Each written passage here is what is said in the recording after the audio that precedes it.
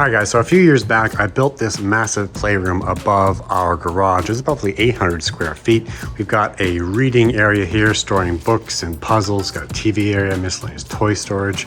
Of course, seating area. We had this training table that kind of jutted out here, but it's causing an issue with my daughter now wanting to do her gymnastics and cheer stuff. This is our old vet office, and that's actually the point of the video today. We're going to be renovating this. We have a theater, which is like a dress-up area. We've got costumes, and of course, all these fun little lights that turn on, just in case you want to, party down, I guess, if you're a kid. We've got our island outpost, which is a grocery store and kitchen and food prep area with access to the upstairs loft, which covers this entire section above here. Kids can actually walk back here, down this aisle, over this bridge, and then down the slide. And of course, we've got two swings, we've got the ball pit, we've got passers and stuff like that. We've got a rock climbing area. Kind of thought of everything, trying to squeeze it all into space. Got a nice art station with a bunch of craft stuff, and here's one of the issues we're addressing today. This is a workshop with a bunch of trucks, and kind of everything's on the floor and kind of everywhere. So what we're going to be doing is we're building a custom setup table and play area inside here fit for trucks, trains, dinosaurs, a little bit of everything, every little boy's dream. Let's get started. So pulling up Vectrix Aspire software, which is some CAD, CAM, and CNC software for a machine. I basically drew the entire thing in CAD. He had some very specific requests. He wanted an area for his Lego cars to race. He wanted an area for his Thomas trains. He wanted an area for Lego building, something that really didn't exist. So I had to explain to him that this had to be custom made. Now, a 4-year-old's brain is only so limited as far as what actually making something custom and not just pressing an order button on Amazon is. Hence the reason he kept asking me, "Where's my table?" Your table? Yeah. Do you think I can just make this stuff out of thin air? So what are you doing? Am I taking too long? Yeah. So what do you think about these? The train is going to go around the perimeter. What do you think? Is that a good idea? No, wait. And with my son at the helm, he made some very helpful suggestions as to how the train should go around the track and various elements that he wanted on his table, so we tried to implement that where possible. Now before I put this thing on the CNC, I wanted to basically coat this an entire layer of green paint, because once the CNC was going to get at it, it was going to expose the wood grain. So basically I randomly put some green paint on, then I put some clear coat on. Well, in this case, he's putting the clear coat on because of course he had to be involved in every step of the process. It's really just a regular diamond interior clear coat, water-based clear coat paint that I just spread on this and generally let dry before putting on the CNC machine. Loading this onto our 5x10 CanCam CNC and loading up the software, getting it aligned. And again, big surprise, he was very obsessed with how this machine worked and he wanted to control it himself, so he got a turn. Anyway, I loaded up our software and our design that we did in CAD earlier. I also made some topographical mountain pieces that I'm going to show you how I assemble later, but essentially this is going to be for another part of the table. Probably about an hour and a half, 2-hour process to get all the pieces cut. Now the next stage was to fill the pockets in that thing we just cut with resin. So to prevent the resin from overflowing to different sections, I just grabbed some spare piece of acrylic, laid down some hot glue, and put it where the gaps are in the sections so that you wouldn't have any resin flowing through. Now basically I did this to 2 different entry points at the roadway. I went ahead and mixed up some TotalBoat Maker Epoxy, which is like a relatively fast setting art epoxy from our friends at TotalBoat.com. And then I split into 2 different buckets. One was mixed with play sand, so I could have like a sand pit here, which I'm going to do something kind of cool with a little bit later in the video. And then the other was mixed with a matte black pigment from Black Diamond to basically simulate the roadway. So I went ahead and poured that down on the road, basically let that set overnight, and eventually we had a hard road surface.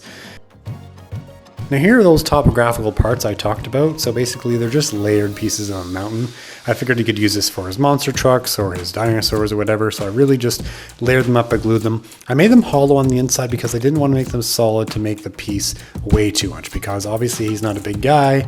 I didn't want to have a huge chunk of plywood that he had to move back and forth, hence the hollowness of those pieces. Off camera, I built a shelf.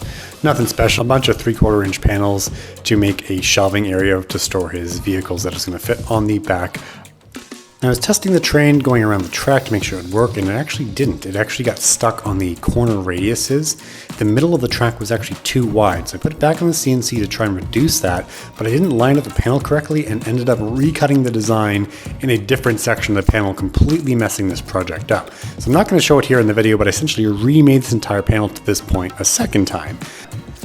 Now, the next part of the project was to be designing the L relief extension of the table, and this was going to actually be a section that could be flipped to have two different purposes. So it was going to be a center panel that could be Lego on one side, and then these mountain range, those topographical mountain range on the other side for playing with dinosaurs or monster trucks or whatever. Now, to do this, I created two different panels. The bottom panel had a slightly smaller hole, and the upper panel had a slightly larger hole. So when you stack them together, you essentially have a lip. That lip, we had the main panel that could sit in there, and that was the panel that could be flipped back and forth. I also created two handle recesses, or hand recesses, so to speak, so you could easily lift it up and flip it without having to kind of pry it open.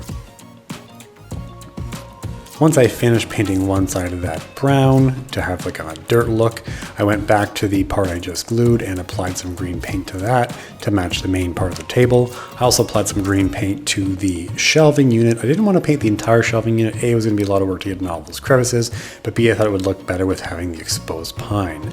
Now, moving on, I also painted the topographical stacked mountains with a moss green color. Now, this wasn't part of the original design, but I thought because I had that resin mix of sand, I could put like a dinosaur skeleton or a dinosaur fossil in there, and I think it turned out really cool. I just grabbed a T-Rex SVG and used the CNC to etch it into that sand resin mix.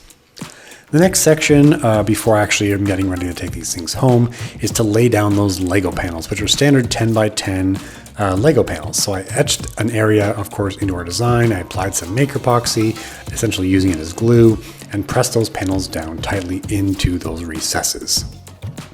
Now, to give the main section of the table some more structure and support, as well as accept that leaf that we designed on the right-hand side of the screen there to interlock into this main table, I added some furring strips, basically 1.5 or 2 inch wide pieces of plywood. This is going to raise the section up, except the part that interlocks, of course. It's also going to apply some additional structure, so when this thing gets installed, it's not going to bend and warp, especially if he stands on it. Now, for the install day, which couldn't come sooner enough, we built those IKEA Trofast cabinets to act as the main base for the table to sit on. I put a plywood 1/4 inch backer on them so nothing would fall through, and then I went around the entire perimeter of the room with some 2x4s to essentially give something for the table to sit on. After finagling it in place and gluing it down, I put the leaf install, I attached that, and then I was really just trimming it up and getting it finally installed. Here's my wife doing some organizing with the kids, because, well, she's going to be better at that than I am. They can talk and Overall, I'm pretty happy with how the project turned out. It gives us a more organized section for a lot of his toys and his building blocks, his dinosaurs, his trucks, his trains. It allows us to use this existing vet office, or what was a vet office in our playroom, for something that the kids can now use again. That flipping panel with the mountains on one side and Lego on the other side, I think, is a really cool feature because it basically doubles the square footage or the footprint of that space by allowing you to flip it over. I hope you guys enjoyed watching this build. I definitely had fun making it. Feel free to leave any comments or questions in the comments below. And if you haven't subscribed, make sure you do so.